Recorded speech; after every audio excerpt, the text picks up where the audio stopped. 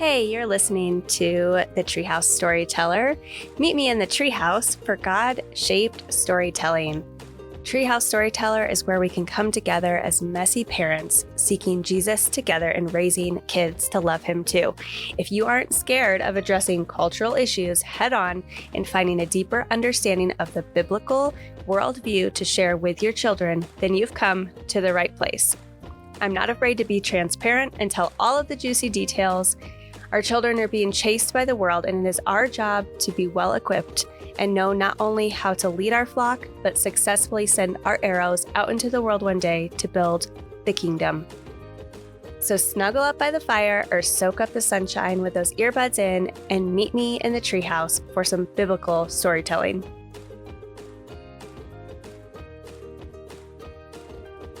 Hey guys, welcome back to the Treehouse Mobile in Nashville, Tennessee. We're at the NRB, and I have an incredible guest with me. I'm so excited to have her, Heidi St. John. Welcome to the Treehouse. Hey, thanks for having me. This is great. I love these interviews. It's so much fun.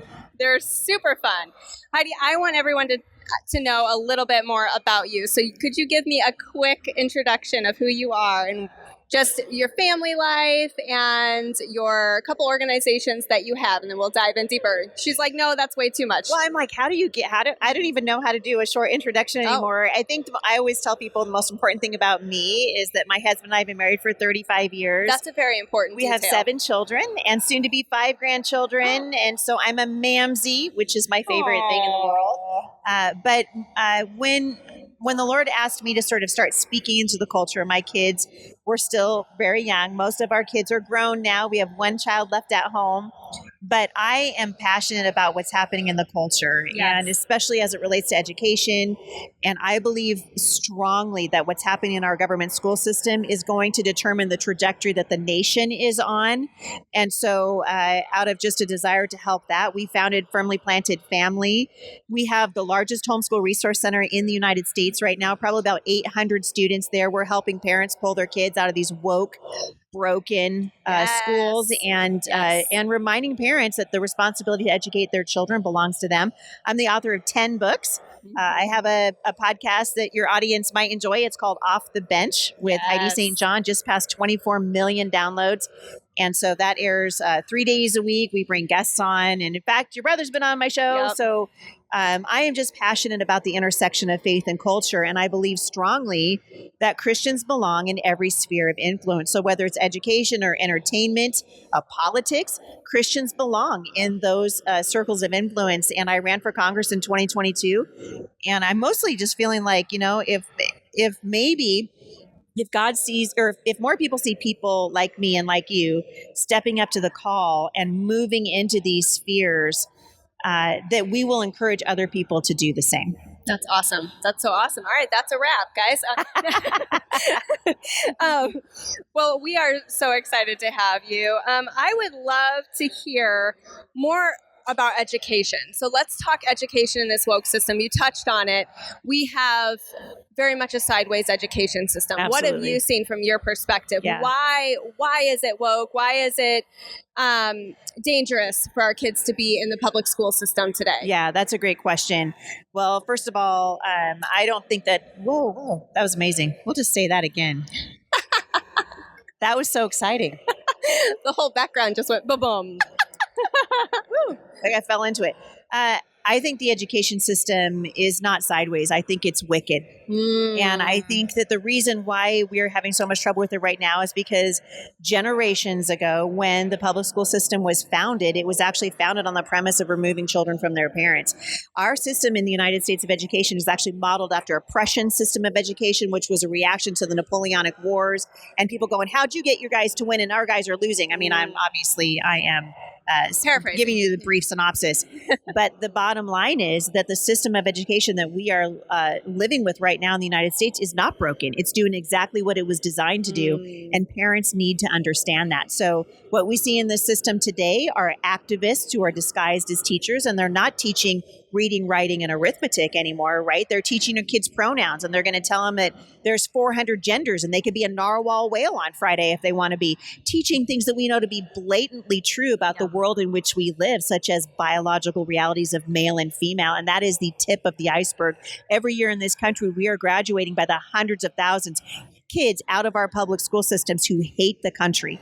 Yeah. And these are tomorrow's leaders. It should matter to us. And so to me, I used to, like I was telling you before we started recording, I used to sort of soft step this issue and tell parents, oh, hey, you do you. Right. And now I'm like, the Titanic is sinking, the barn is on fire. At what point do we get the horses out? At what point do we stop polishing the brass on the Titanic and abandon ship? Yeah. And I think it is way past time to abandon ship. And there are other people like me who have been out on the front lines of this now for over 20 years, sounding the alarm. And I think it's reaching a critical point. Wow. That's awesome. Now is the time. You heard. Yep. Okay. So to contrast that, all right. So we bring our kids out of school. Now what do we do? I know you are super, super pro homeschool. You have an amazing thing that you just started. Yes. I'd love to hear your homeschool journey. Yes. Because I'm sure it started small at home. Well, I never wanted to homeschool my kids. I mean, I think that's really important for people to know. I consider myself to be an accidental homeschooler. I was the woman who was making fun of homeschoolers. You know, this is back in the late 80s, early 90s. I really didn't know anyone that was homeschooling. And the people I did know that I thought were categorically bizarre, right? These are the people that, didn't have social security numbers for their socially kids. awkward. Yeah, and I thought everybody's kids are socially awkward. Turns out your kids are going to be as weird as you are. It doesn't matter if they're in the public school or a private school or homeschooled. If you're weird, there's a high probability that your children will also be weird. But I never planned on... My kids are in trouble. I know, wait, look out. I never planned on home educating, and God really got a hold of my heart when our oldest daughter was in second grade. She's now 32 years old and a wonderful mother of 4 young children herself. Wow. But at that point, I really did not have an understanding of the importance of education. And I think what your listeners, what your viewers need to understand is something that the government schools have understood for a long time, and that is education is not neutral. It never has been. It never will be. Education, the whole point is to pass down generational wisdom from one generation to the next. And when God opened my eyes, He opened my eyes to this truth and simultaneously broke my heart for what I had been allowing into the mind and heart of my own daughter. Jesus said in Luke 6:40 that when a student is fully trained, he'll be like his teacher. So it begs the question, who's teaching your child? Yeah. And I would say that 90% of the parents who drop their kids off at government schools, and in some cases even Christian schools, do not know who's teaching their children. They don't know the biblical worldview that they're coming from. And education is discipleship. So you see this now, the fruit that's being born out in this generation. And when God showed it to me, when He opened my eyes to it, there were a series of circumstances around this, of course. But I pulled our daughter out of the government school, knees knocking. I liked her teacher. I didn't have like a big bone to pick with the public school at that point. I mean, this was 25 years ago, right? I wasn't, the warrior for education that I am now.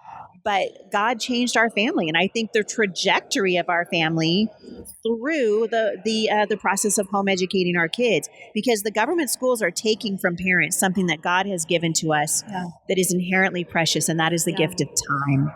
It's time. And so what are we doing in this country? And what have we been doing for generations? We're dropping our children off 5 days a week, 8 hours a day, 9 months out of every year. We're sending our kids to be educated by Rome, and then we wonder why they turn out as Romans. Right. Well, because Jesus said that when a student is fully trained, he'll be like his teacher. And people will say to me, well, that's great for you. It works great for, that's fine for you, but it doesn't work for me. And I feel like the most important thing that we can do right now is to lovingly exhort parents with young children to say the responsibility for educating children belongs first to the parents. Yes. And if Heidi St. John can do it, the woman who can't keep house plants alive, and God can help me to do the thing that I thought I could never do, surely He can help people who are listening today. Your children are precious, and we need to see them as precious and safeguard their hearts and their minds. Yeah. That's wonderful. I have a sign in my house that keeps me in check, and it says something like, the greatest work you will ever do is inside the walls of your home. Absolutely true. And I need that all the time because I am just driven to go down my own, like, hey, I've got to get these things done. Yes. And I love being focused on that. And I love just driving ahead. And then I have to go, wait a minute, I need to give this to my kids and my family first. Yeah. And so what would you advise mothers like that, with that kind of mentality that maybe they're career focused, or they're finding their identity, or they're, in their successes, or what those so-called successes look like? Yeah. Well, I think it's important for us. There are nuances to the conversation, right?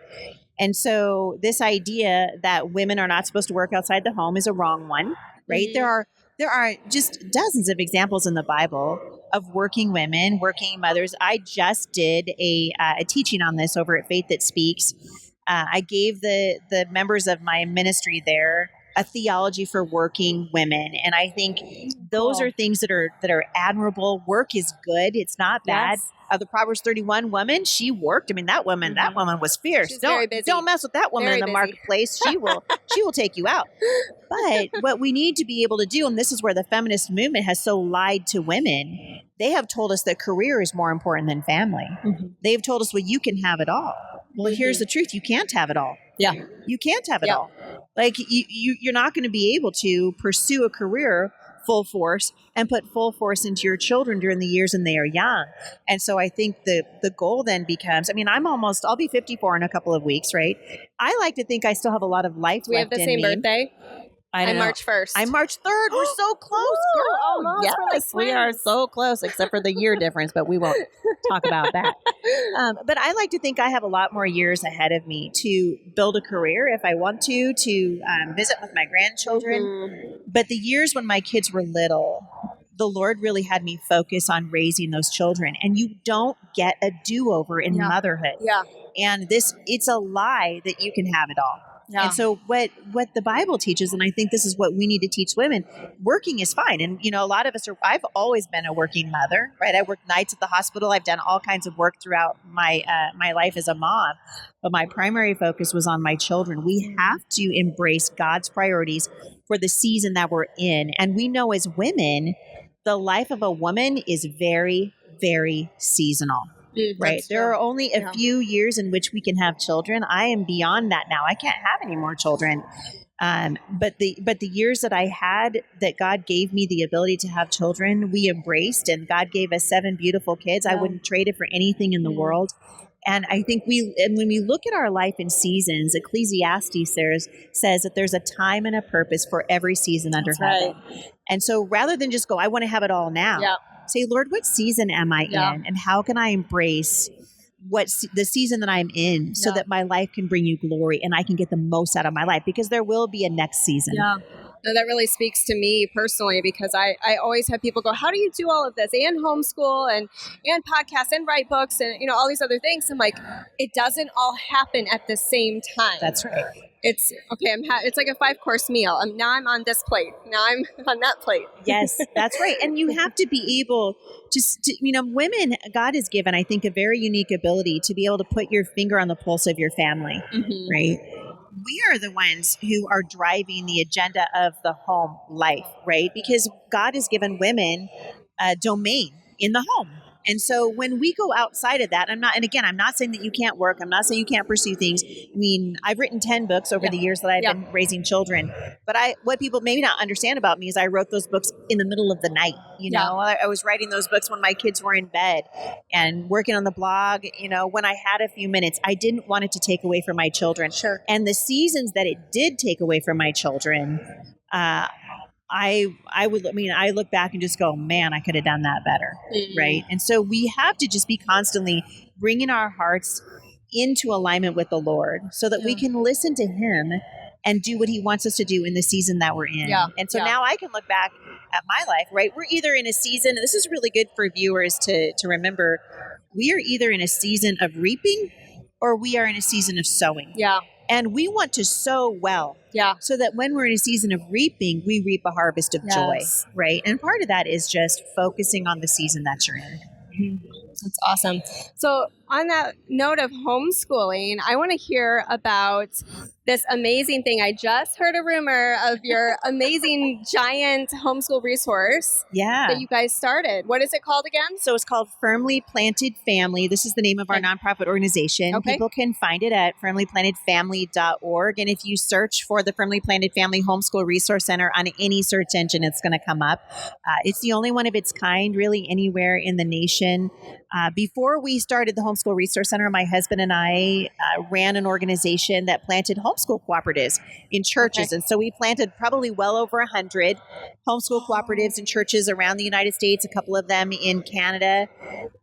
And now we are focused on giving more resources to parents. And I will briefly tell you why. When I started homeschooling my children, I really did consider that I was on the tail end of the pioneer movement, the homeschool movement in the United States, really standing on the shoulders of giants like Mike Ferris and the Homeschool Legal Defense Association and the brave moms who, under threat of truancy law and all that stuff, saw the value in education and decided to take their children home. I started homeschooling in the late 90s or in the early 90s and late 80s. And I will tell you, I was running to something, right? Something that I saw that was life-giving. You give Heidi St. John a little red wagon, I'm going to go to the library and figure it out, right?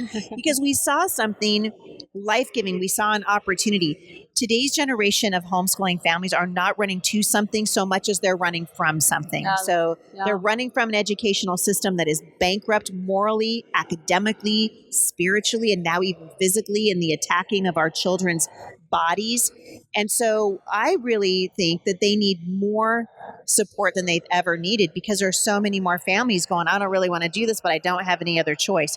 And so we established the Homeschool Resource Center in order to give parents the support that they need. So if you came to me and you said, I'm going to take my child out of the public school system, I just really don't want to teach chemistry, I don't want to dissect a frog on my kitchen counter, I really want my child to be in a choir, I really want her to have dance. We have all of those things, and they are done on an a la carte basis there. It's not a school. You can't drop your kids off. But what we do is we connect parents with tutors. And so we have over 230 classes there right now, over 800 students. And if you put all the classes together, those 800 kids are in. It's roughly 2,300 classes that students are in classes right now at the Resource Center. That's incredible. It's amazing. We have a bookstore there and a coffee shop.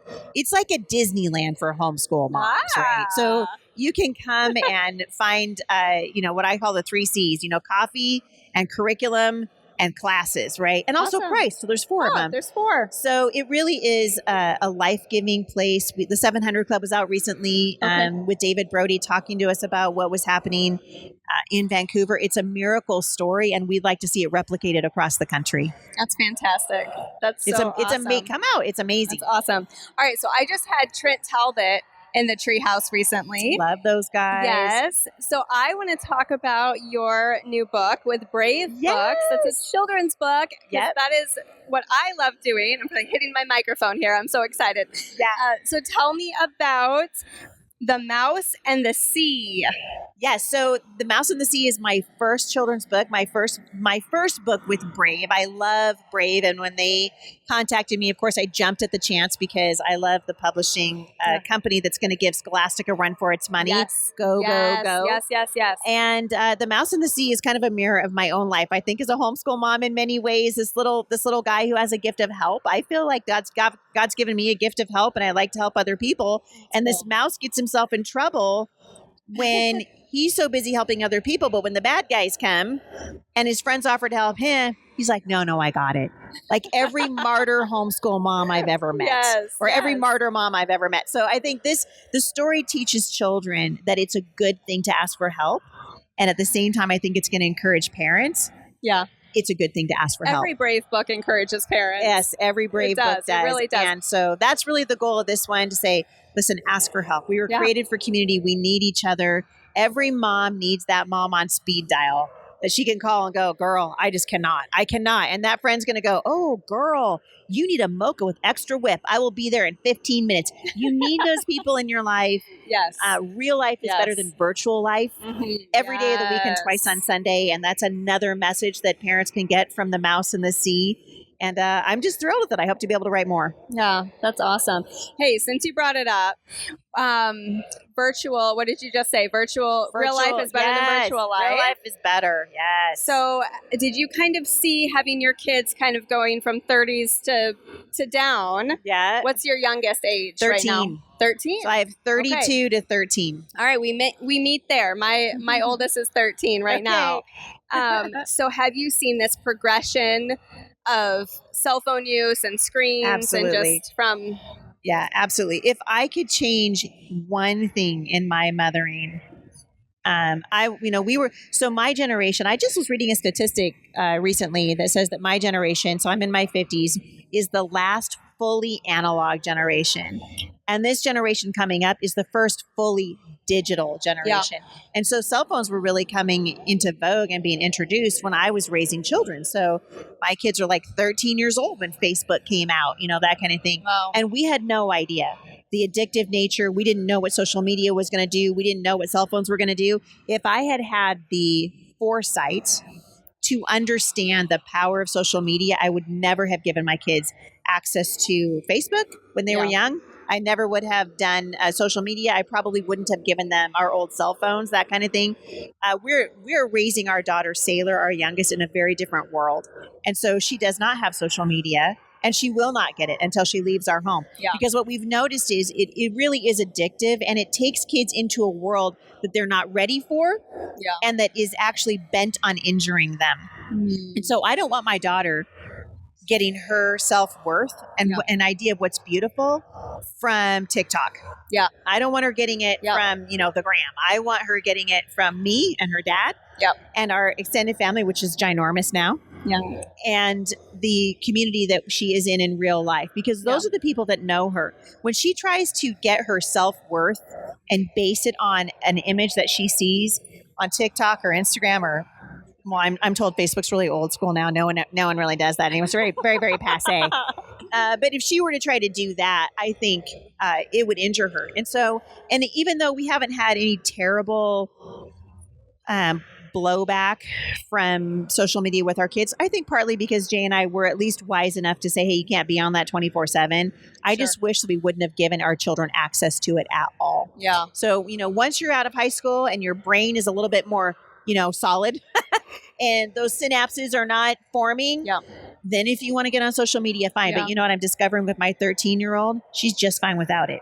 Yeah. She's just fine without it. That's what I was going to ask you. And they beg all the time, right? Okay. The kids are just like, oh, please, please, please. Well, guess what? Be the mom. Yes. Be the dad. Yes. I love you. I understand that you think this would be good for you. I know, however, that it would not be good for you. And so the answer is no. Yep. It's okay. It's okay to say no. It is. To your kids. It is. And most of the time, it's good for them. Yep. Most of the time, it's good for them. So that'd be my one thing I would change. I just, it makes me sick what's happening to our young people because of social media. It just sick. Yeah.